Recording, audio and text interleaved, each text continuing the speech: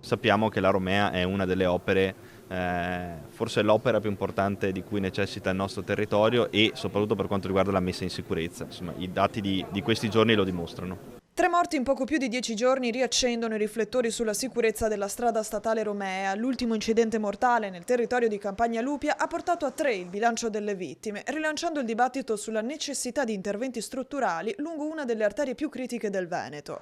A perdere la vita nell'ultimo schianto il motociclista trevigiano Maurizio Scomparin, di 62 anni. Ancora in ospedale la passeggera che era con lui. 2 giorni prima, sabato 4 luglio, era morto il 34enne Andrea Favaro, residente a Mira, anche lui in sella a una moto lungo il tratto padovano della statale.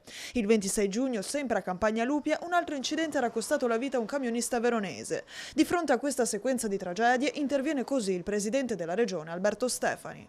Sia sulla 308, su cui abbiamo approvato la destinazione di fondi per il progetto di raddoppio a Stralci, tra l'altro sarà pronto entro le prossime settimane. Anche sulla Romea ci sono delle interlocuzioni in corso. A gennaio ero stato al Ministero e poi ad ANAS per quanto riguarda il rettilineo e poi l'eventuale variante di Chioggia.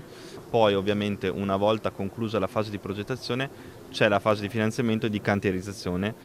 Secondo quanto comunicato dal presidente ANAS, ha concluso la redazione del DOCFAP, il documento di fattibilità delle alternative progettuali, che riguarda il raddoppio del rettilineo tra Codevigo e Lughetto e le varianti di Chioggia, Rosolina e Portoviro. I tempi per la realizzazione tuttavia restano lunghi. A settembre prenderà il via il dibattito pubblico, durante il quale il documento sarà illustrato e discusso con amministrazioni locali, cittadini e categorie economiche.